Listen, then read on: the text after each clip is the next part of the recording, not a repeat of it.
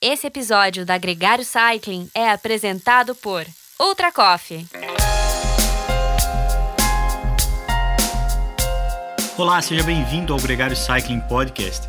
No episódio dessa semana, a gente fala sobre os exercícios e os alimentos que melhoram nossa cognição, a atenção, a memória, o raciocínio e a aprendizagem são algumas dessas atividades mentais que podem ser trabalhadas ou aguçadas conforme você vai ouvir a seguir. Convidamos a nutricionista Alessandra Luglio para falar sobre os efeitos da alimentação e da suplementação no trabalho cognitivo e no desenvolvimento de produtos pensados justamente para cumprir essa função com excelência. Recebemos o piloto Nelson Piquet Jr. Ele conta suas experiências sobre 4 rodas e principalmente como usar a cabeça em altíssima velocidade. A psicóloga Marina Secchini traz as explicações sobre como nosso cérebro funciona e como ativá-lo.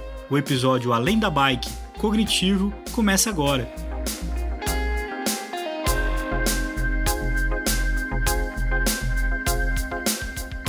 O Gregário Cycling Podcast é apresentado por Ultra Coffee. Performe o seu melhor nos treinos, estudos e trabalho. Ciclovia do Rio Pinheiros, a ciclovia que revoluciona o jeito de pedalar em São Paulo. Saiba mais sobre nossos parceiros na descrição desse podcast.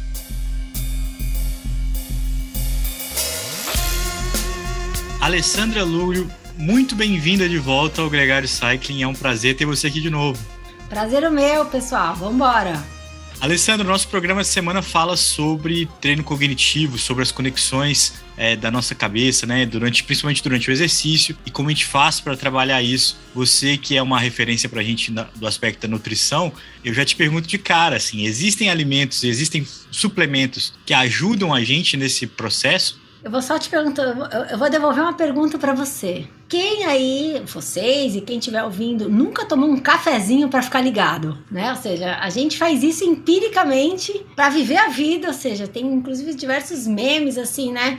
Essa sou eu quando acordo, essa sou eu quando acordo de verdade depois que eu tomei um café, né? Então sim, né? Existem várias substâncias que naturalmente presentes, né? No leque de opções de alimentos que a natureza nos propõe, que realmente estão diretamente ligadas às nossas funções cognitivas, né? Quando a gente fala função cognitiva, a gente não está falando de questões só neurológicas. Cognição é a capacidade do nosso sistema neurológico atuar em sistemas de alerta, em sistemas de interação com o meio, né? Ou seja, a fala é cognitiva, a atenção é cognitiva, a inteligência é cognitiva. Então é essa busca que a gente está sempre, né?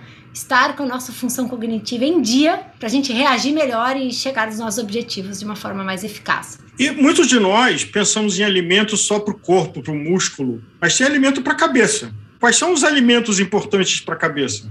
Tem 3 linhas que a gente tem que pensar em comida para a cabeça, né? Vamos pensar assim, de uma forma bastante uma metáfora, comida para a cabeça, né? A primeira delas, gente, é combustível, né? Nada no corpo, na vida, no planeta funciona sem combustível. Quando a gente fala combustível, a gente está falando de energia. O principal combustível para o nosso cérebro é a glicose. A glicose vem dos alimentos fontes de carboidrato. Então a gente tem que estar bem alimentado, porque quando a gente fala de energia, a energia, pensando em substrato energético, tipo tanque cheio, é o que realmente faz os nossos motores andarem e o nosso cérebro funcionar aqui, tá? E existe a energia por estimulação, que estimula esse carro, esse motor, esse cérebro abastecido a andar mais, tá? Então são 2 questões. Então, primeiro ponto, gente, não existe alimento super poderoso ou então um suplemento mirabolante que vá estimular um cérebro sem energia combustível. Então a gente precisa estar alimentado. E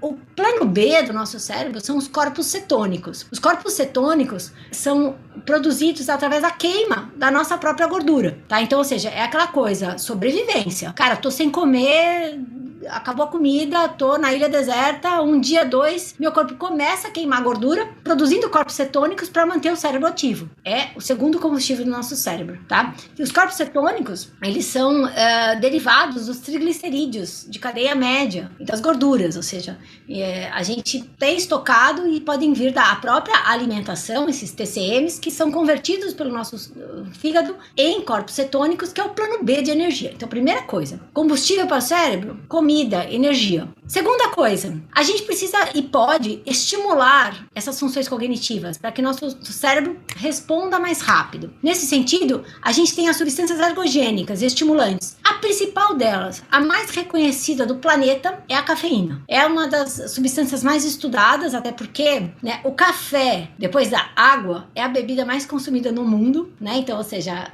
existe um porquê, né? Porque a gente quer ser produtivo, a gente quer estar ligado, a gente quer estar ali predisposto para alcançar melhor os nossos objetivos de vida. Então o café faz parte de tudo isso. A cafeína tem uma função, né, em estimular o estado de alerta, em estimular as suas funções cognitivas. É como se ajudasse os nossos neurônios a fazer sinapse mais rápida, passar esse impulso neurológico e a gente ficar mais atento. A gente prolongar nosso estado de atenção, combatendo muitas vezes o cansaço, a sonolência, né, e a falta de atenção, que são antagônicos a tudo que a gente quer, que é estar atento, estar ligado e tudo mais. E assim, completando o meu início ali, quando eu falei do combustível, eu falei das substâncias estimulantes, existem outras, como a L-teanina, naturalmente presente no chá verde, alguns estimulantes naturais, presentes, por exemplo, nas especiarias, que são estimulantes de função cognitiva também. E tem um terceiro grupo de alimentos para o cérebro, que são os antioxidantes, tá? O nosso cérebro é a nossa maior... Ou seja, a nossa maior engrenagem que gasta energia do nosso corpo. Então você pode ficar o dia inteiro deitado no sofá, ou seja, seus músculos não estão fazendo nada, mas o seu cérebro está lá, a 1000 por hora, resolvendo todas as suas coisas e fazendo você estar ali, vivo, atento, fazendo suas funções biológicas acontecerem. E todo o processo de geração de energia que é necessário, ele gera radicais livres e metabólitos secundários, que quando se concentram nas nossas células, lá nos nossos neurônios e tudo mais, eles tendem a reduzir a geração de energia. É natural, é que nem no esporte, até aqui na Gregário eu já cheguei a falar nisso, ou seja, um dos maiores desafios do atleta é manter as células limpas, o pH delas adequado, né? Porque quanto mais a gente gera energia, mais a gente gera metabólito secundário, ou seja, sai mais sujeira de escapamento, e se isso se acumula dentro da célula, a célula começa a reagir, reduzindo o seu ritmo biológico para poder parar de sujar, enquanto a gente não consegue limpar. E aí vem os divinos, maravilhosos antioxidantes, que são substâncias naturalmente presentes nos vegetais, principalmente naqueles vegetais mais coloridos, né? No roxo, no vermelho, no laranja, no amarelo, né? No verde escuro, no verde claro. A gente está falando aqui no tal do arco-íris no prato, onde entram frutas, vegetais, ervas e especiarias. A gente está falando de frutas vermelhas, de açaí, de cúrcuma, de gengibre, de chá verde. A gente está falando de diversos alimentos que deveriam fazer parte do nosso dia a dia, porque eles são grandes concentrados de antioxidantes, tá? Então, não tem a ver com pré-treino, com pós-treino, com o que for. Tem a ver com a manutenção de uma dieta rica em cores, que vai garantir que esses citoplasmas, né, esses interiores de células estejam inundados desses antioxidantes full time, durante todo o dia. E o que vai acontecer? Eu vou sempre estar fazendo, os antioxidantes, eles meio que, vou falar de uma forma bastante lúdica, abraçam esses radicais livres, esses metabólicos e neutralizam eles, não deixam eles ficar ali, joga para fora da célula. Então é como se tivessem faxineiros constantes dentro das nossas células. E com isso, as nossas células podem trabalhar a todo vapor.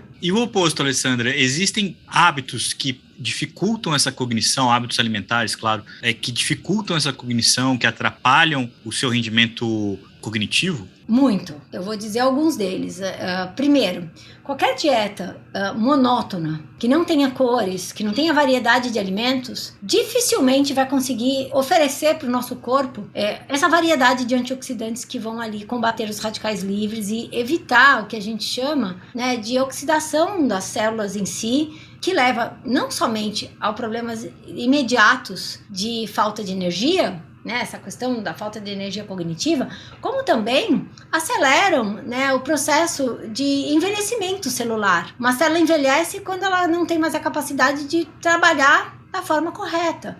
tá? Então, ou seja, a gente sabe que a médio e longo prazo, essas dietas muito monótonas, tipo, como frango com batata doce. Eu falei, tá bom, mas cadê as cores da sua dieta? Cadê os compostos bioativos, né? Então a gente tem aí dietas muito monótonas, tipo, como arroz, batata frita e bife. Eu falei, tá, e o resto? Acordo de manhã como um pão com manteiga. E o resto? Não tem cores, não tem frutas, não tem vitaminas, não tem minerais, não tem compostos bioativos. Então, dietas monótonas em que não exista a inclusão de diversos vegetais, frutas e tudo mais, tendem a aumentar a capacidade oxidativa do nosso corpo e isso atrapalha diretamente o nosso sistema neurológico. Segundo, dietas extremamente restritivas, com baixo teor calórico, porque eu já falei, sem combustível não tem jeito. A gente desliga a luz e deixa só uma lampadinha acesa, né? O resto fica tudo no escuro. Então a gente precisa ter combustível, né? E dietas, a gente sabe também que pessoas que se alimentam de alimentos extremamente refinados, com altos teores de gordura, né? Esses alimentos ultraprocessados, coloca lá presunto em tudo que vai fazer, só come tudo refinado.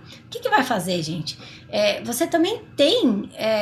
esses alimentos trazem várias substâncias nocivas à nossa saúde, né? Alimentos ricos em conservantes, nitritos, nitratos, alimentos... Peixes de hoje, por exemplo, que a grande maioria deles, infelizmente, estão contaminados com metais pesados, como mercúrio. Isso é fato, a gente tem diversos relatos mostrando isso. Então, a acumulação desses poluentes ambientais persistentes, presentes desde os agrotóxicos em demasia e tudo mais, como também os metais pesados, que infelizmente, né, interagem aí por conta dessa humanidade não ter pensado muito no futuro, né? A gente sabe hoje de vários aspectos negativos para o nosso sistema neurológico, cognitivo, do acúmulo dessas substâncias a médio prazo. Não é uma coisa assim, pontual, mas estou falando a médio prazo. Então, ter uma alimentação mais limpa, tentar consumir, sendo tanto quanto possível, mais orgânicos, uma alimentação prioritariamente à base de vegetais, a gente consegue começar a limpar para que,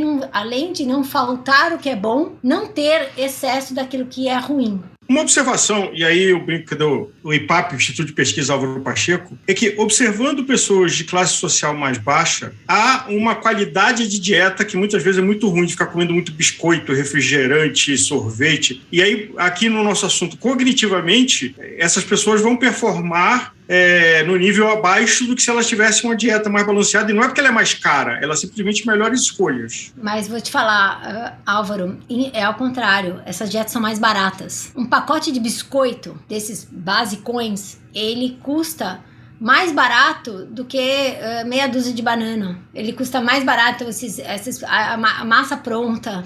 Quando a gente fala de biscoito, refrigerantes assim, 2 litros, o que acontece? Traz um monte de açúcar, a pessoa se sente saciada. Então aquele matar a fome, encher a barriga, né? Trazendo calorias, que a gente chama de calorias vazias. Por que vazias? Basicamente você só tem ali açúcares refinados ou gorduras, dependendo do tipo de alimento, gorduras processadas, mas o teor de micronutrientes, o teor desses compostos bioativos é praticamente zero. Então esse é um grande problema de saúde pública que a gente está vivendo. A gente já tem estudos que comprovam, por exemplo, que crianças que são grandes vítimas, né, desse tipo de alimentação, porque são seduzidas pelo sabor, e obviamente uma bolacha, um sorvete, um refrigerante é apetitoso, vicia o paladar, né, mais do que de repente comer uma fruta assim, um morango, né, uma verdura, um legume, que é mais insosso se a gente for pensar em termos de explosão de sabores na boca. Então, ou seja, é mais barato, é mais fácil de comer, normalmente shelf-stable, ou seja, o negócio fica lá anos na geladeira ou anos dentro da sua prateleira. Então, a pessoa tem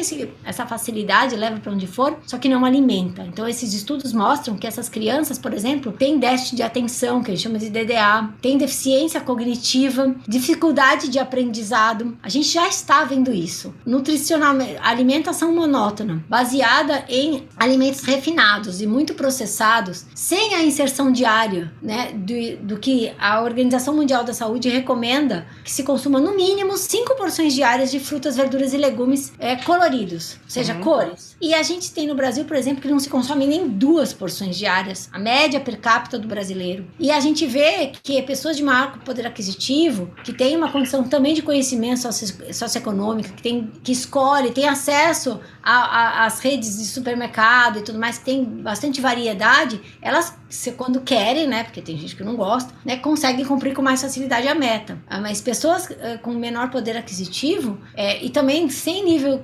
sociocultural que possa reconhecer a importância desses alimentos, tendem a comprar, ou seja, não tem nem acesso. Hoje, nas periferias das grandes cidades, a gente fala que existem grandes desertos alimentares, porque você não tem lá um varejão, um hortifruti com valor fácil, você tem sempre aqueles mercadinhos com tudo muito processado, muito refinado, muito açucarado, que serve para matar a fome dessas pessoas e, infelizmente, é a maior causa de geração de doenças hoje. É muito triste essa realidade, por isso que quem está, de repente, ouvindo aqui, que já tem uma condição socioeconômica mais tranquila, tomar cuidado e entender o papel da alimentação, ou seja, os alimentos mais simples, né? A gente está falando de grãos, arroz, feijão, legumes, verduras, coisas que deveriam fazer parte da vida de todo mundo. Isso deve ser valorizado, né? Ou seja, se você tem opção de escolha para aquilo que a gente sabe que é melhor pra gente, né? Assim a gente vai ter uma melhor nutrição.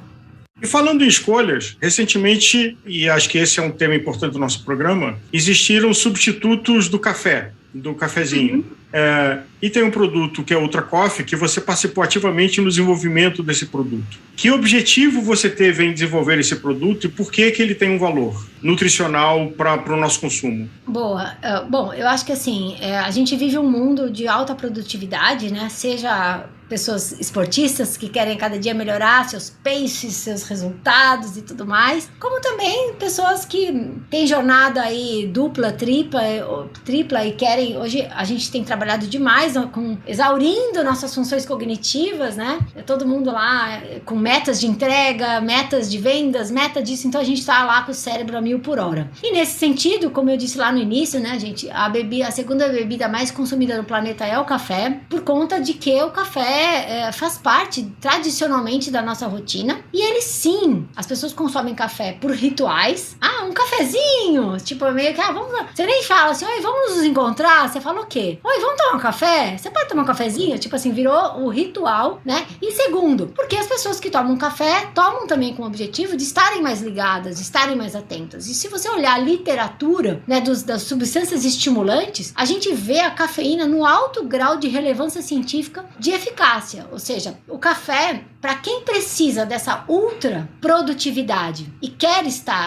melhorar a sua performance de vida, seja no esporte, seja no trabalho, ele tem seu papel. Porque ele é a substância mais reconhecida como estimulante. E aí a ideia, tá bom, então vou tomar um cafezinho? Sim, você pode tomar um cafezinho, como sempre se tomou. Porém, a gente estudando hoje, a gente fala muito na questão de sinergia nutricional. A gente sabe que tem várias substâncias que, estudadas, elas se combinam e potencializam seus resultados, tá? Então, ou seja, uma coisa é tomar algo individual, outra coisa é tomar algo associado com algo, para que o efeito seja sinérgico, ou seja, juntos se tenha ou uma maior performance daquilo que se propõe, ou então efeitos combinados que se complementam. Isso é muito bacana. E a gente começou a entender também, seja olhando, né, dentro do mundo do esporte, que por conta dessa questão de falta de tempo, né, eu acho que eu tenho diversos pacientes e colegas que têm o único horário do dia para treinar, a gente acorda, enfia lá os shorts e vai, né, 6 horas da manhã tá na rua já, ou pedalando, ou correndo, ou pula na piscina para nadar, para lutar, fazer crossfit, o que for. E esse momento é muito delicado da vida das pessoas, porque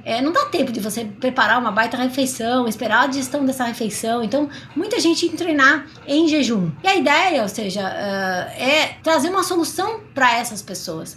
Além dessas pessoas, a gente olhou, né, que mais a gente tem aí de potencial uso. Todo mundo ritual que tá no escritório ou que tá em casa em home office, vai lá numa tacada só, depois do almoço, chega umas 4h30, 5 horas da tarde, começa a energia a cair, assim, né? Daí você dá uma levantada, você vai dar um rolê, você toma um cafezinho pra, ufa, agora eu vou voltar. Então aquela demanda por uma energia, né, uma demanda por um estímulo neurológico para que você esteja atento, memória, capacidade de concentração, aquela hora que você já fica meio relapso. Então, ou seja, a gente entendeu o papel do café nesse momento. Então, associar outras substâncias para trazer um efeito maior e um efeito mais complementar é muito interessante. Lembra que eu falei lá no começo, quando vocês me perguntaram o que era comida para o cérebro? Eu falei que tinham 3 frentes. Quando a gente fala de café, a gente está falando do principal estimulante que existe hoje, reconhecido pela ciência, a cafeína.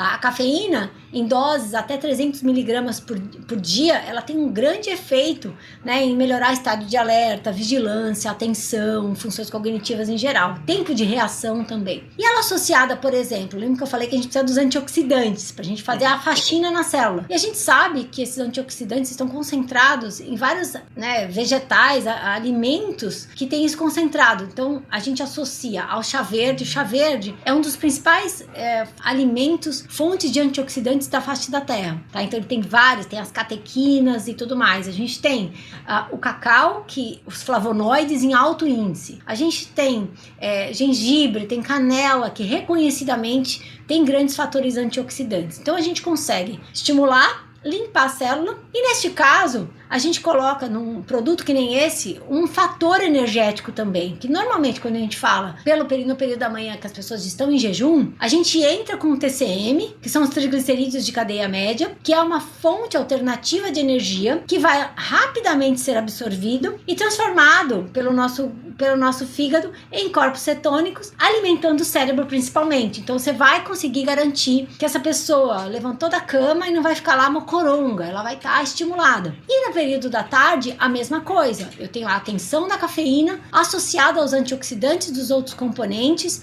associada a um booster de energia vindo do TCM. Então, a proposta é essa, oferecer um produto que tem sim como grande estrela a cafeína, mas outros ativos interagindo junto, propondo um efeito mais amplo, mais efetivo e mais duradouro.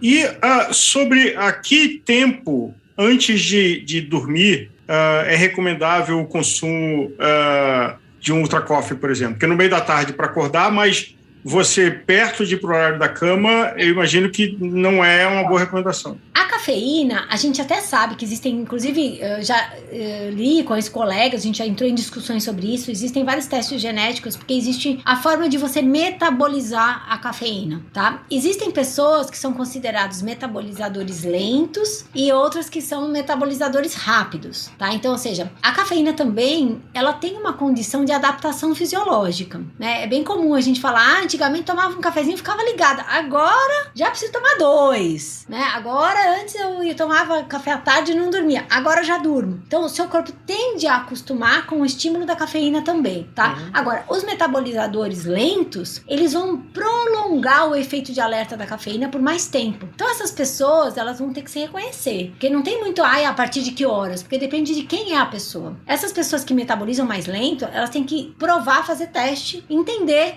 se elas conseguem tomar, por exemplo, no final da tarde, isso não vai atrapalhar o sono, tá? Como profissional de saúde, eu não recomendo nada que atrapalhe o sono, porque o sono é alimento. E falando de dosagens, qual é uma dose saudável, de forma genérica? Cada organismo é um organismo, mas o que a ciência mostra que é uma dosagem saudável de consumo diário de cafeína? A ciência mostra que os efeitos da cafeína no organismo começam a partir de 30 miligramas e vão em torno de até 300 miligramas de cafeína por dia. Aí vai da sensibilidade e do objetivo de cada um, tá? Em suplementos, aí a gente tem a Anvisa, né, que limita essa questão da suplementação. No Brasil, um suplemento só pode ter como dose máxima oferecida por dia de cafeína 200 miligramas, tá? Que é um efeito que a ciência já mostra uma super dosagem, ou seja, super no sentido de muito eficaz. Então, a partir de 100 miligramas, você já tem um efeito mais amplificado da cafeína, tá? Então, por exemplo, você toma um 100,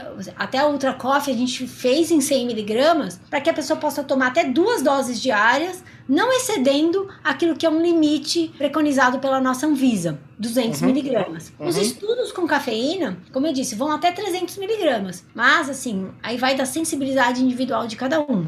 E num aspecto de que o café já esteve na lista da guarda de substâncias banidas e não está mais. Por quê? Eu acho que assim, primeira coisa, né? Ciência não está escrita na pedra, né? A ciência, ela tá eternamente se atualizando e se movimentando, tá? Então, ou seja, as desconfianças do passado, em termos da cafeína, por exemplo, ser um grande estimulante, por exemplo, pensava-se que estimulando-se, com o estímulo da cafeína, porque a cafeína, ela também promove estado de alerta no sentido de vasodilatação, aumento, assim, dilatação de pupila, que nada mais é do que você ficar preparado para enfrentar o inimigo, né? Você aumenta a sua frequência cardíaca, você faz vasodilatação, aumenta a sua pupila. É tipo assim, vou atacar o monstro, né? Tipo, tô pronto. Pensava-se que, em termos de segurança, isso pudesse levar a alguma coisa maléfica, no caso, pessoas com predisposição genética a questões cardiovasculares, pessoas já com questões, né, tipo, já com placas de ateroma e tudo mais, que eu vou lá, promovo um estímulo, esse coração descompassa, aumenta a pressão, o cara tem infarto. Então, eu acredito que lá atrás, as suspeitas por conta da ação estimulante eram de que pudesse levar a pessoas com predisposição a alguma questão cardíaca. Porém, como eu falei, a ciência ela está acontecendo agora, então daí foram estudados e acompanhados, né, milhares e milhares de pessoas, e hoje garante-se que é seguro o consumo de cafeína. Alessandra, muito obrigado pela sua participação mais uma vez. Nunca desaponta, dessa vez não foi diferente. Muito legal essa conversa. Muito bom saber o quanto que a gente pode, com a dieta, estimular o nosso cérebro, nossa cognição e, de alguma forma ou de outra, performar melhor. E lembre-se, gente, a ciência está aí para isso, para a gente ser humilde e estudar todos os dias e desdizer o que a gente disse ontem, como dizia Raul Seixas, né? Por outro lado, entender que a alimentação, gente, ela é pivô para grandes mudanças estratégicas e para nos manter dentro daquilo que a gente espera do nosso corpo. Seja para o esporte, seja para a performance do dia a dia, para nós mulheres que temos a jornada tripla, quádrupla, que somos mães, atletas, trabalhamos e fazemos mil coisas, fazemos almoço e jantar, enfim, tudo isso a gente precisa trazer praticidade pro dia a dia também, né? E trabalhar dentro daquilo que é efetivo, né? Tem muita coisa que a gente ouve falar, mas não tem embasamento na ciência. Então, busque saber sobre o embasamento daquilo que você consome para que realmente seja efetivo e você possa ter os melhores benefícios. É nisso que eu acredito sempre.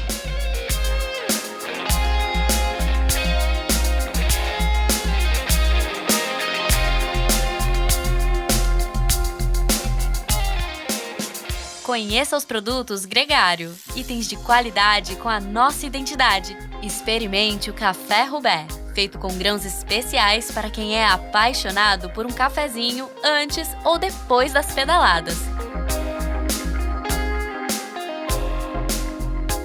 Você acabou de ouvir a Alessandra Lugli, uma entrevistada que nunca decepciona. Sugiro você rolar o feed e ouvir o especial Suplementação gravado com ela, produzido pelo Álvaro Pacheco Júnior. Agora a gente recebe outro Júnior, o Nelson Piquet. O piloto conta como ele usa o cérebro dele em altíssima velocidade. Confere aí.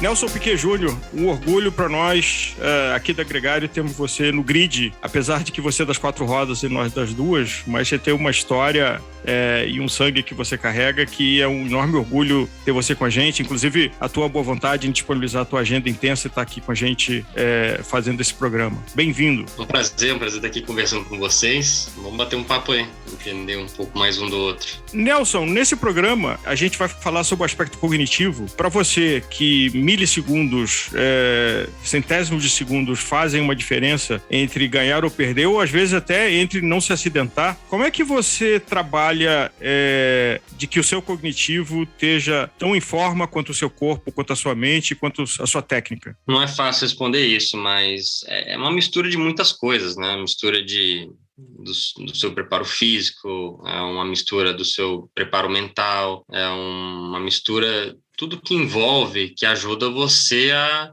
conseguir ter um batimento cardíaco mais baixo, que você consegue estar mais concentrado, que você consegue tomar decisões mais rápidas, que você deixa de estar nervoso, que o seu corpo acaba consumindo menos energia do que ele deve. Tudo, obviamente, está tudo atrelado uma coisa com a outra, né? Então é uma ciência, é um quebra-cabeça bem complexo aí, que cada corpo funciona de uma maneira, cada esporte exige coisas diferentes, né? Eu acho que o segredo é você conhecer o seu corpo, você saber o que faz bem, você conseguir se alimentar bem, enfim, ser uma pessoa saudável, mas o mais importante realmente é você se conhecer, né, e saber o que te faz bem, o que não te faz bem, né. Eu acho que tem vários níveis de esportistas, né, eu vou ser bem sincero, eu não sou aquele esportista maluco que treina horas durante o dia, que mede todos os batimentos e todas as calorias que está ingerindo. Não sou. Gostaria muito de ser mais, mas como eu entrei numa fase um pouco empreendedor, um pouco empresário, né, eu tenho tido um tempo mais curto aí. Cara, você tocou num ponto que eu acho muito legal, né? Cada esporte, cada modalidade tem sua peculiaridade, né? O ciclismo profissional, eu como ciclista profissional tenho minha rotina de treinamento de uma certa forma, pratico muito a base do que você falou que é o contrário, né? Alimentação, muitas horas em cima do aeróbico, etc. Mas uma curiosidade enorme que eu acho que para todos que estão de fora queremos saber, como que é a rotina de treinamento e preparação de um piloto profissional? Assim, é diferente de um futebol, de um ciclismo, de qualquer esporte normal, vocês podem praticar isso, né? O jogador de futebol vai treinar 5, 6 dias por semana, o ciclista ele vai andar na bicicleta toda hora, o jogador de basquete, de natação, enfim, todos vão praticar o esporte. No automobilismo, né, quem é um pouco mais próximo ao esporte sabe que a gente não pode ficar treinando. Na década do meu pai, até se treinava bastante, né? Meu pai, de 365 dias do ano, ele estava no carro, talvez...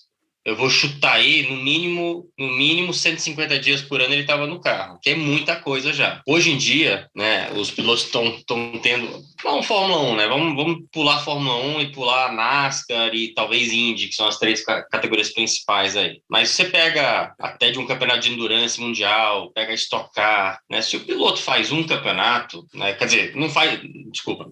O piloto não faz mais só um campeonato quando está nesses níveis depois de Fórmula 1, essas coisas, porque os campeonatos são muito curtos e não tem treino. Então eu, por exemplo, eu corro de Stock Car, de Porsche Endurance, eu corro de Lamborghini nos Estados Unidos e eu faço o Rally dos Sertões aqui no Brasil. Então, juntando tudo, a gente está falando aí de mais ou menos estourando 18 finais de semana de corrida, tá? Geralmente esses finais de semana de corrida são finais de semana de média de 2 dias.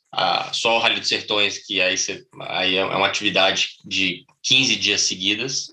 Então, a gente chutando alto, a gente está no carro, a gente está dirigindo, e não é o dia inteiro, tá? Tem dia que são 2 sessões de meia hora. A gente tem aí entre 40 e 50 dias do ano praticando, né, o esporte do carro, praticando realmente pilotar, que é muito pouco, né? Então, né, obviamente com a tecnologia, com o avanço da tecnologia, a gente tem tido simuladores que têm melhorado muito, mesmo de um PlayStation, que custa 3, 4 mil reais, a um simulador profissional de casa que pode custar 100 mil reais ou até mais. Até joguei um pouco simulador, mas eu não achei que foi uma coisa que me agregasse muito. Assim, o motivo que a gente faz várias categorias, que hoje em dia a gente quase é forçado a fazer, é porque os campeonatos são muito curtos e não tem treino, né? Eles cortaram os treinos para ter uma economia, para baratear para todo mundo e também para tentar democratizar um pouquinho o esporte, porque tem equipes, se liberasse, por exemplo, 15 dias de treino, às vezes vão ter equipes que não vão ter dinheiro para fazer esses treinos todos e não vão fazer, aí vão ter uma desvantagem. Então, é a mesma coisa da Fórmula 1, né? A Fórmula 1 não tem problema orçamentário, mas eles cortaram o treino, né? Você tem aí, acho que são 2 treinos de 3 dias, que cada equipe, se eu não me engano, leva um carro só, então um carro divide entre os 2 pilotos, e é isso, e aí vai para a primeira corrida. Óbvio que a Fórmula 1, você tem lá turnos de vento, você tem você simula o que você quiser, praticamente, você simula na fábrica hoje em dia, né? Então, você já vai muito mais preparado para a pista, os simuladores são muito reais lá, então o piloto pode se preparar bastante no simulador, mas até a Fórmula 1 está cortando o treino. Então, assim, os pilotos estão cada dia mais, tendo que achar outras coisas, ou outras categorias, ou outras formas de se preparar fisicamente, né? Então, você tem os pilotos que fazem triatlon, você tem os pilotos que fazem jiu-jitsu, você tem os pilotos que ficam só na academia fazendo o básico, corridinha na esteira, um pouco de musculação, tem uns que fazem a natação. Você tem que achar alguma coisa que você goste. Eu já fiz um pouco de tudo. Quando eu morava nos Estados Unidos, eu fiz triatlon, tentei começar a praticar no jiu-jitsu. Então, assim, tem diversos jeitos, né? O importante é você se manter bem, a cabeça boa, reflexo, o corpo tá bem. Isso vai muito da sua saúde, né? De você dormir bem, de você comer bem, tá mentalmente tá bem, para quando você senta no carro, você tá o mais preparado possível. Você, obviamente, é patrocinado pela Jungle, Positive Brands, e eles têm produto que é o Ultra Coffee, por exemplo. Você chega a usar na tua rotina? E você vai usando essas ferramentas, né, que essas marcas maravilhosas vão criando para você, ainda mais produtos naturais e tudo mais, para você, para te ajudar. São ferramentas para você poder se melhorar, para você usar nas horas que você precisa. Então, serve para, com certeza, para mim, serviu para nesses casos quando eu preciso. Eu não sou uma pessoa que bebe café, então o Ultra Coffee de chocolate para mim funciona perfeito. Quando tem atividade muito cedo, eu tomo ele para dar aquela ligada mais rápida. Eu já naturalmente, quando eu me desperto, quando eu tenho que acordar, eu tenho um treino de manhã, eu já sou naturalmente uma pessoa já ligada, porque 20 anos atrás, 30 anos atrás, quando eu comecei, não tinha nenhum produto maravilhoso desse, né? Então a gente teve que aprender. E eu nunca bebi café, então eu tive que, sei lá, me adaptar, me acostumar em ter que acordar, né? Conheço muita gente, muito piloto. Eu já dei muita aula, muito coaching de pilotos que, cara, não adianta. Pode ser o primeiro treino às 11 da manhã, ele sai e demora 10 voltas para ele acordar, né? Meu primo Cristiano Piquet, que já foi triatleta também, mora em Miami e tudo mais. Olha, o ano passado eu tinha que dar uns 3 tapas na cara dele, forte com a mão aberta, assim, para ele acordar antes de entrar no carro, porque ele dormia. E aí comecei a dar Ultra Coffee para ele, eu falei, ou você toma esse Ultra Coffee aqui, ou você vai levar 3 tapas na cara antes de entrar no carro, você escolhe. Deu certo. Melhor Ultra Coffee do que o tapa. Cara, voltando um pouco na questão de preparação e etc., você teve muitos anos e uma carreira bem longínqua na Fórmula 1, que é talvez o ápice, a categoria máxima do automobilismo mundial. Tua preparação e teu approach na época da Fórmula 1 era distinto ao de hoje? Não, era mais intenso, sim. Mais intenso porque eu era muito mais jovem. Minha vida era só isso, né? Minha vida era só corrida, não tinha mais nada para fazer, diferente de hoje em dia. Então, com certeza, a gente fazia de tudo. Eu tinha um aparelho da tecnologia em casa que era um cockpit só para o volante, para o braço e para o pescoço. Eu tinha uma academia simples, mas era tudo que eu precisava, que era o remo, que eu gostava muito de remo, ainda gosto, que era esse cockpit da Tecnogym. Quem estiver acompanhando, se quiser botar no Google aí, cockpit de Fórmula 1 Tecnogym, é o mesmo que tem até hoje, eu tinha um desse. E aí o aeróbico, né? Mas o aeróbico você faz fazia o remo no aeróbico, mas fora isso era mais na corrida mesmo, corrida a pé, porque como a gente viaja muito, qualquer lugar que você só tem um tênis, bota o tênis e sai para correr, entendeu? É muito mais simples, muito mais tranquilo. Até hoje em dia, né? A gente vai na pista, sexta-feira teve só um treino de meia hora, vamos sair para dar uma corridinha na pista, né? Você se familiarizar mais ainda, além de você treinar, fazer um cardio um pouquinho,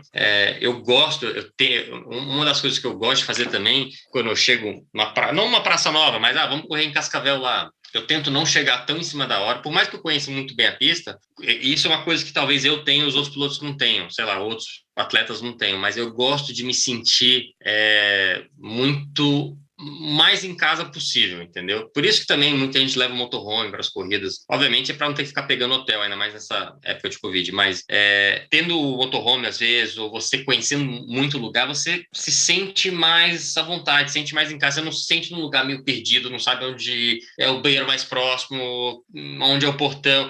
Sabe, eu gosto, então, correndo, eu acabo fazendo isso, todos os trajetos, conhecendo a área muito bem, e é uma coisa psicológica minha, que eu gosto de me saber exatamente onde eu tô, o que tem. Aí, correndo a pista, você saber exatamente o defeito da zebra, o buraco aqui, a emenda que tem aqui. Poxa, esse asfalto aqui parece que tá meio ruim, esse lado tá melhor, isso aqui. Enfim, coisas que você vê só a pé, às vezes. Você, quando vai para uma pista, ou seja, que você conhece ou não conhece, você tenta mentalizar uma volta perfeita, uma volta limpa, e quase como se fosse uma coreografia. É uma coisa que a gente vê em esquiadores profissionais, por exemplo, antes de fazer o downhill, você vê ele aquecendo e fazendo o movimento do corpo da volta mais limpa, da descida mais limpa de linhas que ele tem. É óbvio que é diferente porque você tem obstáculos, é diferente de um downhill, de um piloto, mas você mentaliza na tua experiência, o que seria a volta mais limpa? Ou só os pontos de referência de freada, aceleração e troca de marcha? Para mim, é mais a questão de lembrar das referências porque assim, Quando você está treinando com o pneu velho, tanque cheio, essas coisas, o tempo é 1. Quando você vai para a classificação, você está com o tanque vazio, pneu novo, a velocidade é outra, né? Você baixa, a velocidade fica muito mais rápida. Então, como na classificação você só tem uma chance, você tenta, né, lembrar dos pontos de freada, lembrar das referências que você tem e você calcular que a freada vai ser um pouco mais tarde, você vai carregar um pouco mais de velocidade, você vai voltar no acelerador um pouco mais cedo. Então, você tenta treinar um pouco isso na sua cabeça, assim.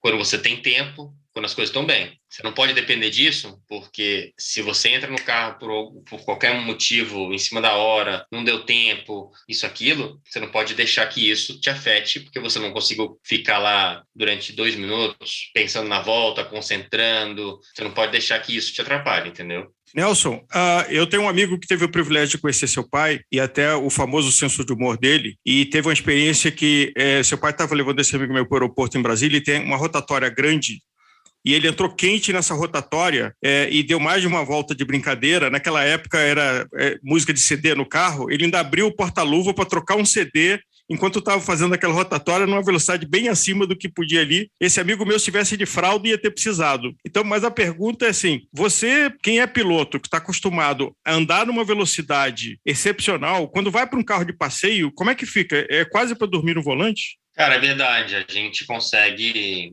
Sabe, eu vou te dar um exemplo. Quando eu tô nos Lençóis, eu tenho uma casa, nos Lençóis Maranhenses. A primeira casa que foi feita lá é nossa, minha, de um sócio meu. E aí lá também eu tenho os brinquedos, tem as motos, tem os UTVs e tudo. E sempre que meus amigos vão, minha namorada, família, alguma coisa, né, a gente vai sair para dar um passeio de UTV, alguma coisa, eu não acelero, porque eu corro naqueles negócios, faço sertões que eu piloto 3, 4, 5 mil quilômetros de adrenalina no meio de árvore, no meio de tudo que você imaginar, cruzando o Brasil. E quando eu vou andar lá, eu ando numa boa. Pô, Nelson, mas você não acelera, faz nada. Cara, estamos aqui a passeio, estamos sem capacete, estamos sem cinto 5 pontas, estamos sem Hans, estamos, sabe, o Santo Antônio desse carro aqui, né, é um Santo Antônio original. Eu não sei se é uma mistura de idade, maturidade, mas, cara, as pessoas acham, por eu ser piloto, que eu vou sair acelerando qualquer coisa. E eu já cheguei numa idade, ou numa fase que eu só consigo acelerar quando eu estou de capacete, macacão, cinto, preparado para uma corrida, para um treino profissional, alguma coisa. Acho que deve acontecer o que acontece com o Nicolas, também atleta profissional, que não é todo dia que você está afim de entortar. Tem hora que você quer só passear, desligar a cabeça, e eu acho que as pessoas chegam e querem toda hora disputar com você, quer ver se corre, quer ver se dá na sua cabeça, e você não está afim, você quer fazer isso quando você estiver trabalhando como piloto profissional, né? Vou te dar um exemplo legal, né? O Max Verstappen, eu levei ele, ele foi passar no novo com a gente, não esse e o outro, lá nos Lençóis. Pela idade dele, e por ele, talvez mistura de idade e também nunca tinha andado de UTV, cara, deu UTV na mão dele e saiu esmerilhando tudo, mas saltando. Ele só não capotou por Deus. Mas ele saiu, parecia que tinha acabado de soltar um cachorro da casinha e o cachorro ficava louco, assim. Mas, assim, eu acho que é a mistura de idade, né? O momento de vida dele, né? 5 anos, né? E também nunca correu de UTV, né? Então, eu acho que pega um brinquedo novo e quer acelerar, né? É normal. Então, mas sei lá, não adianta. Pode me dar uma Ferrari lá em Brasília, sei lá, pego algum carro lá do meu pai, da garagem dele, eu não vou acelerar. No máximo, fazendo uma reta, eu vou andar, não vou andar 80 por hora, 60 por hora, que tem 250 milhões de radares naquela cidade. Vou respeitar, mas eu vou andar 120, vou acelerar um pouquinho, 140, que hoje em dia qualquer carro chega a 140 em um estalo de dedo, né? Mas eu não vou fazer uma curva de lado, eu não vou, cara, eu não sei, mas adrenalina para isso não dá adrenalina. Dá adrenalina, você tá na pista, você tá competindo, você tá realmente aí, mas você sabe que você tá de capacete, tá de macacão, você tá seguro, você sabe? Eu não sei, é uma coisa assim que realmente, né, muita gente fica broxa na hora que me vê andando passeio na minha casa, na rua, porque eu não vou fazer nada disso, né? Nelson, queria te agradecer muito pela tua disponibilidade, pela tua atenção aqui de conversar com a gente na Gregário, dividir a tua experiência, as tuas dicas, e eu me identifico muito com a tua origem, a tua forma de pensar, apesar que sou apaixonado por potência, por coisas meio nerd, mas do corpo com a menor quantidade de substância possível, mas sempre escolher coisas que te ajudem e não tenham efeitos colaterais, né? E não ficar botando qualquer químico para dentro do nosso corpo, que eu acho que é o caso desses dois produtos. Então, muito, muito obrigado. É um privilégio ter você aqui com a gente e tá no mesmo grid que você, pelo menos virtualmente aqui na Gregário. Valeu, pessoal. Um prazer. E no dia que vocês precisarem, estamos aí. Depois da primeira vitória da Stock Car esse ano, vamos voltar a falar um pouquinho mais. Tá assinado, então.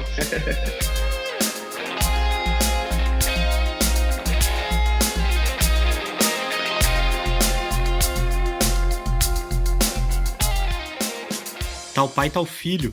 Nelson Piquet Jr. também é uma figura na hora de dar entrevista. Agora a gente conversa com a Marina Cecchini, psicóloga da Clínica Move, uma fonte inesgotável de boas entrevistas aqui na Gregário Cycling.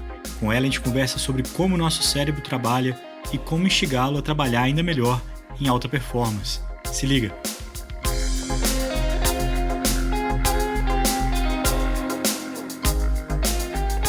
Marina Cecchini, muito bem-vinda ao Gregário Cycling. É uma grande honra ter você aqui com a gente. Obrigada, Leandro. Oi, Álvaro. Oi, Marina. Eu acho que, para quem ainda não te conhece, além de você hoje ajudar nós atletas, você tem uma história com o esporte, né? E até um namoro e uma provocação que você vem recebendo para experimentar as duas rodas. É verdade. Fernanda tem me provocado bastante para isso, mas assim, sempre fui praticante de atividade física, esportes coletivos, na época de colegial, fazia corrida na época de faculdade, jogava tênis, voltei para corrida, desde que voltei para Move tem essa expectativa da bike. Fernanda Lima, né? A doutora Fernanda Lima, Isso, que já esteve aqui com a gente algumas vezes, tem nosso carinho e nossa grande admiração.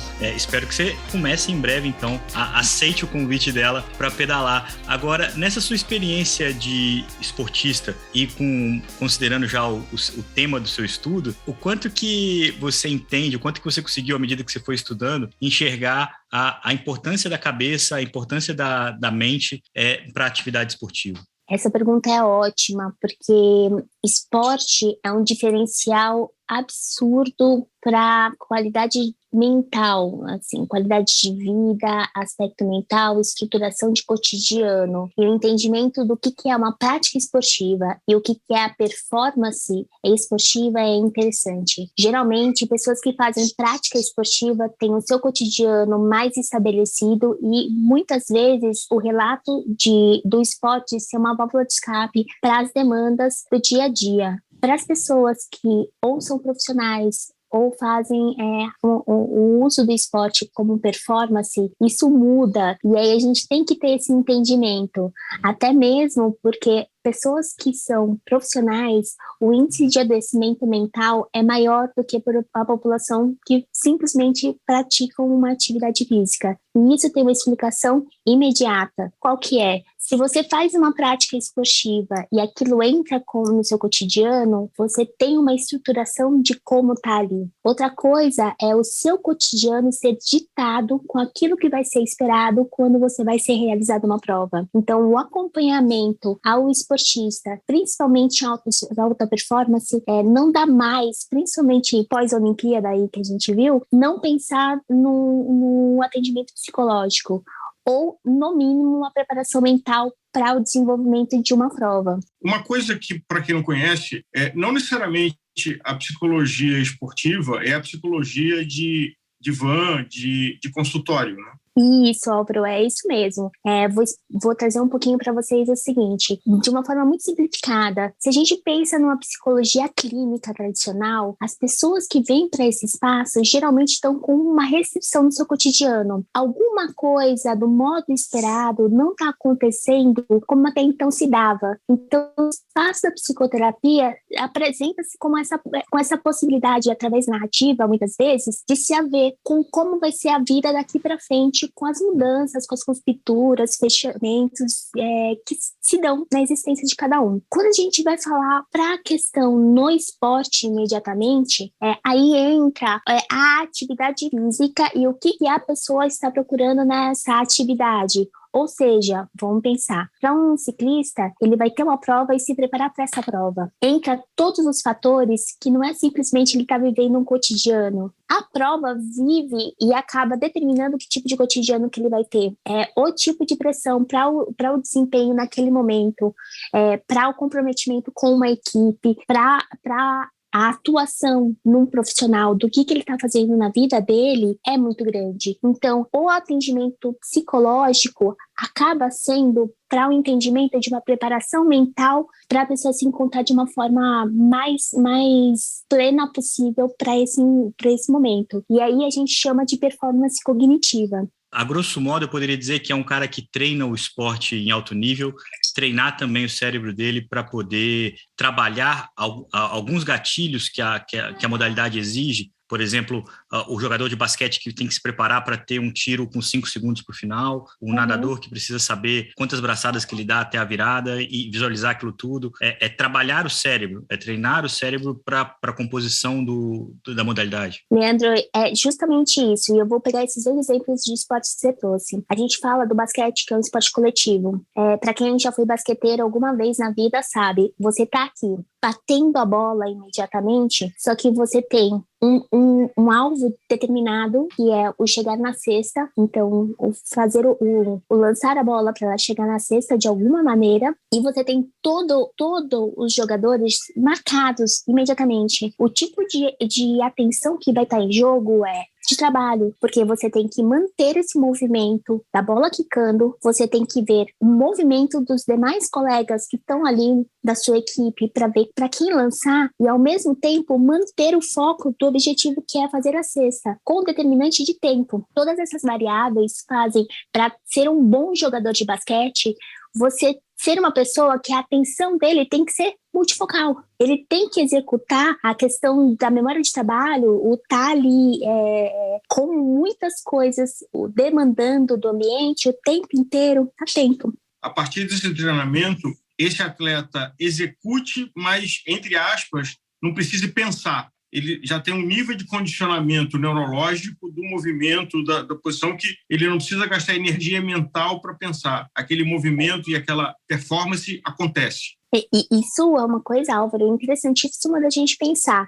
Estamos falando aqui em modalidades que a questão do tempo está muito em jogo, tanto no basquete como na natação, e como a gente pode pensar, e aí chegando mais perto da nossa questão aqui de bikers, assim, quando é uma prova que tem um tempo determinado, o quanto menos pensante esse atleta for, é melhor. Ele for mais executante, acaba sendo interessante. Mas se a gente for pensar numa prova no montanhismo, é diferente. A gente tem que estar o tempo inteiro com essa pessoa já se antecipando para o próxima obstáculo, ou próximas viradas, ou próximos acontecimentos que estão ali na frente. Acho que, se pensar na questão do ciclismo, principalmente quando tem uma atuação em equipe, não dá para você deixar de considerar o foco da pessoa estar cadenciando no movimento, de estar ali, mas o revezamento entre os atletas para essa equipe não se desgastar demais e conseguir fazer provas longas, acaba sendo um diferencial absurdo se esses profissionais tiverem um bom acompanhamento de como eles vão executar a prova e estarem pensantes no que eles estão fazendo numa prova. Aliás, tem uma ilustração do estudo que eu li, de que fizeram um experimento com um jogador de golfe amador e profissional, que você não tinha pressão de tempo para dar atacada. E quanto mais tempo você dava para o profissional, mais ele errava. Quanto mais tempo você dava para o amador, mais o acerto subia. Porque conseguia pensar mais no movimento. Mas o profissional de elite, se ele pensa, ele se atrapalha. Então ele não pode pensar, ele simplesmente tem que fazer. Eu achei interessante essa relação inversa. Isso, e assim, o interessante é justamente aquilo que a gente estava falando lá no começo. Quando o praticante de atividade física, a atividade entra com a parte do cotidiano dele, é o mais preciso possível, ele pode ter o tempo e ele faz aquilo, entra no dia a dia dele. com profissionais, o tempo inteiro há a necessidade dessa pessoa performar. E quando entra em performance, imediatamente a vida da pessoa é pautada em dar conta do performar.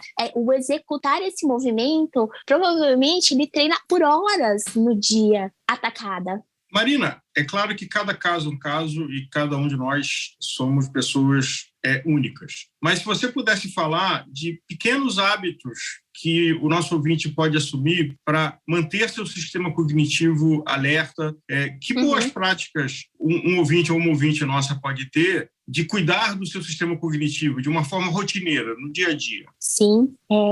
Álvaro, acho que o principal para pessoas que têm atividade voltada a uma prática de ciclismo, por exemplo, o que é interessante pensar?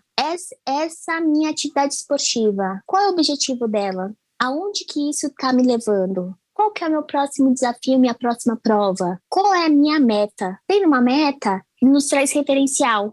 E aí a gente consegue trabalhar a partir dessa meta, o que é necessário eu ter?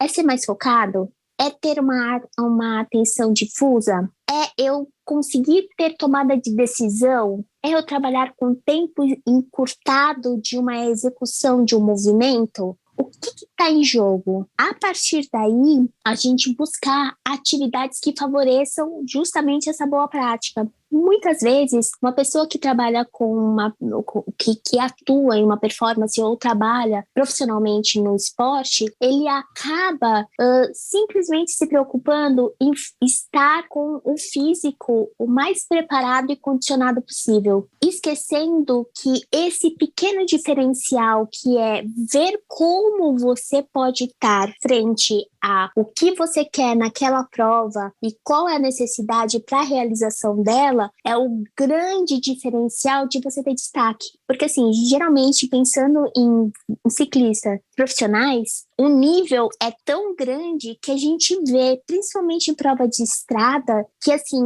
é em detalhes, é em estratégias, é em uma situação que a prova acaba se definindo.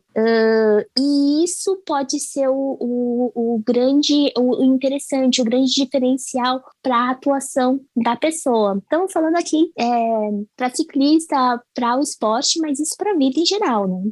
Aliás, eu li uma coisa de um colega, ouvi uma coisa de uma colega sua sobre estratégias de prova. Então, de que eu já tinha ouvido falar no passado de que você se visualizar na chegada. Mas, eventualmente, essa estratégia ela pode gerar uma sabotagem, porque quanto mais cansado você vai ficando, mais longe aquele ponto desejado fica.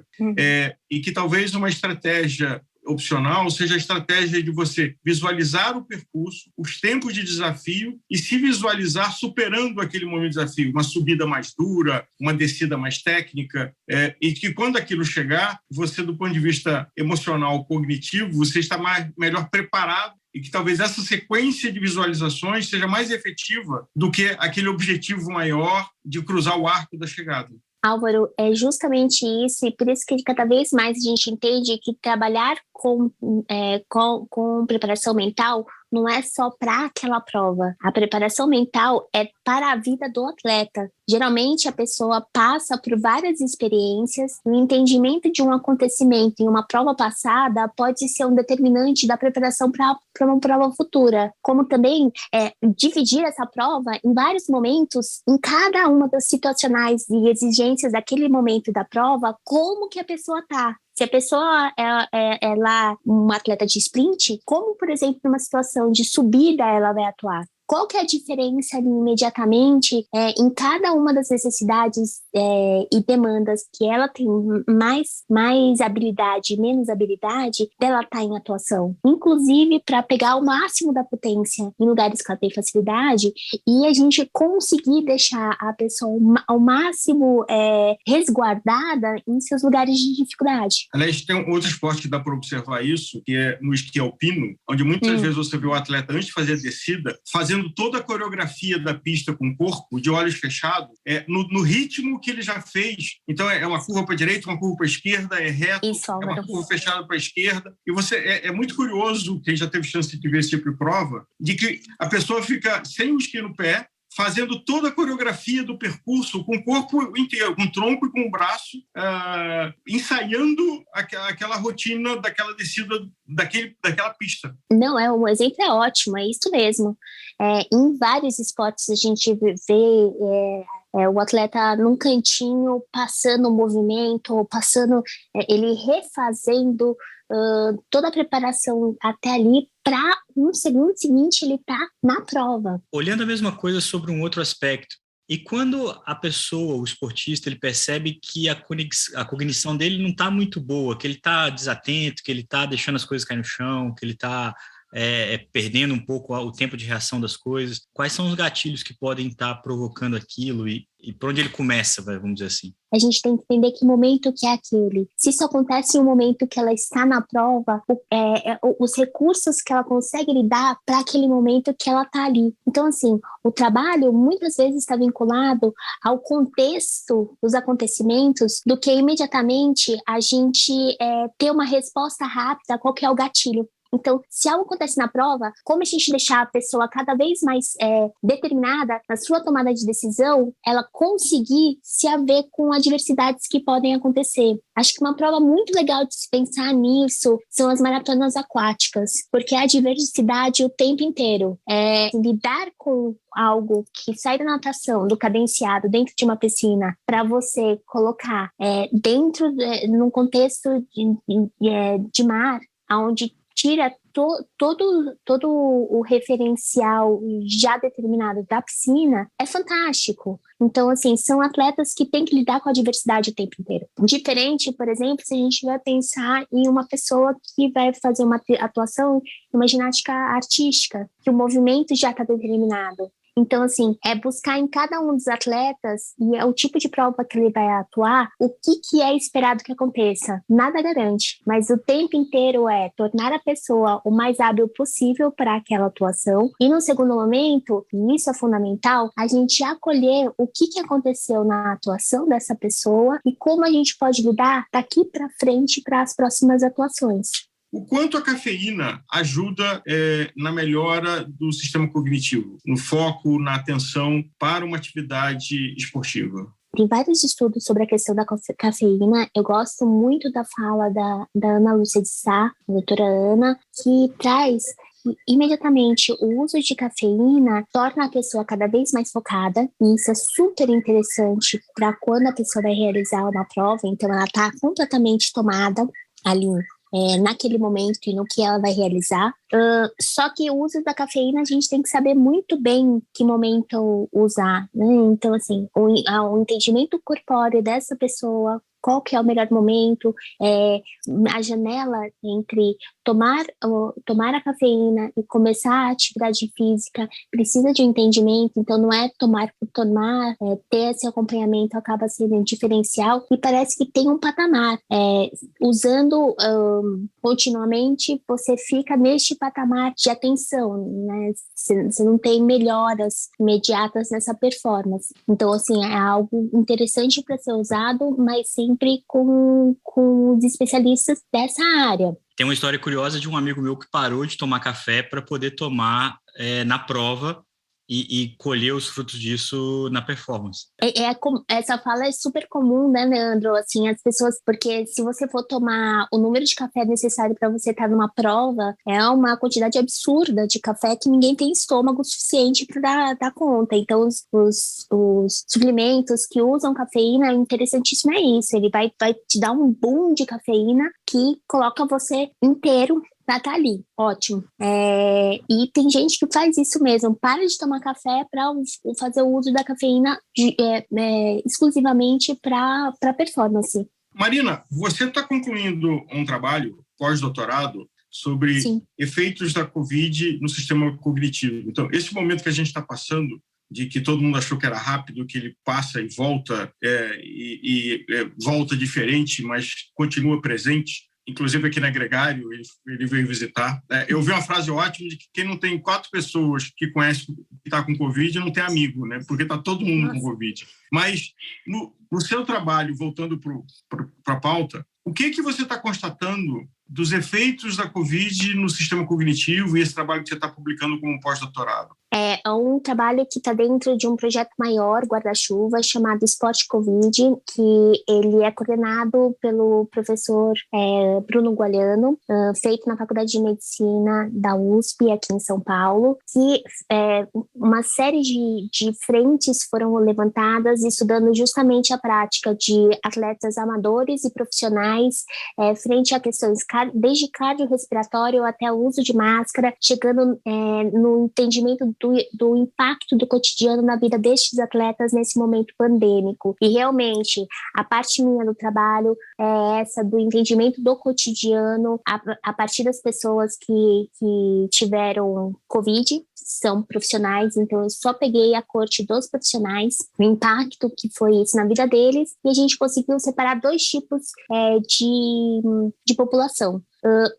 Os que conseguiram se manter atuantes no seu cotidiano durante a pandemia, quando tiveram Covid, a volta à prática com os sintomas relacionados à saúde mental, para esses foi mais abrandado. Para os que não conseguiram manter uma rotina de prática esportiva e que tiveram Covid, esta volta e os efeitos do que a gente chama de long Covid foram mais arregados, apareceram mais. O que a gente chega à conclusão?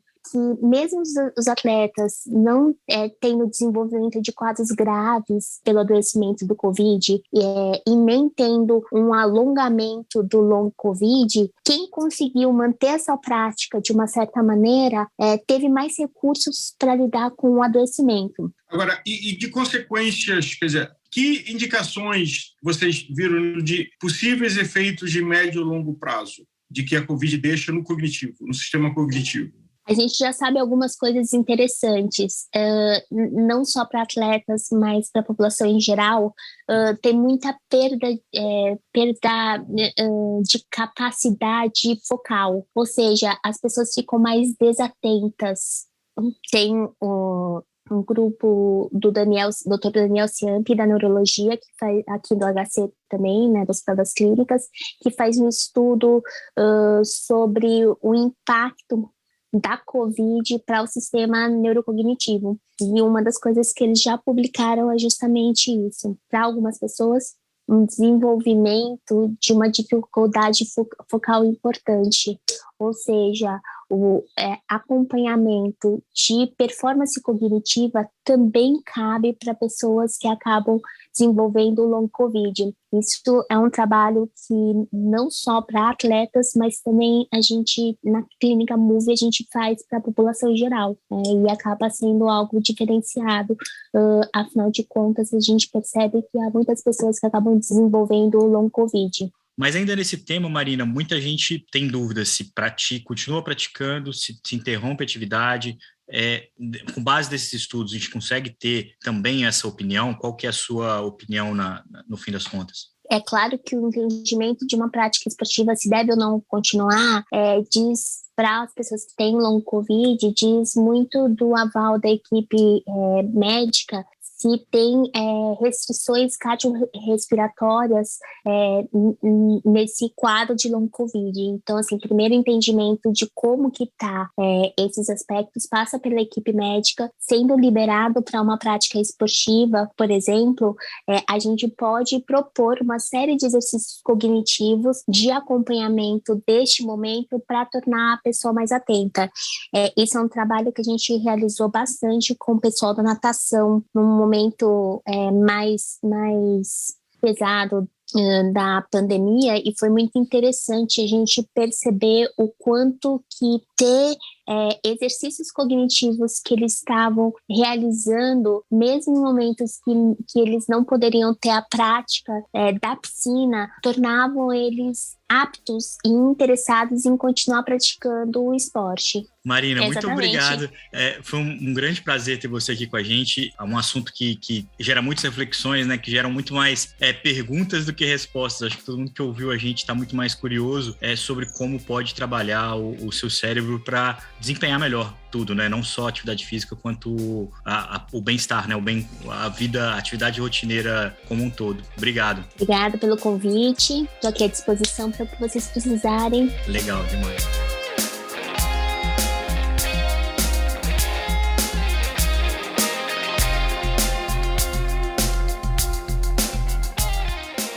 muito legal a conversa com a Marina e com ela a gente finaliza o episódio 88 do Gregário Cycling, Além da Bike, Cognitivo.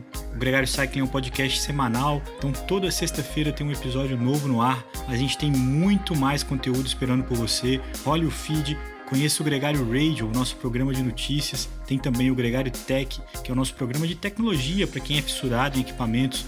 E muito conteúdo especial. A gente está sempre produzindo coisa muito legal para você que, como a gente, é apaixonado por bicicleta. Não deixe de avaliar esse podcast, não deixe de seguir a gente no seu player de podcast favorito. São pequenos gestos que ajudam muito para que outras pessoas conheçam o nosso trabalho. Um grande abraço para você e até a próxima.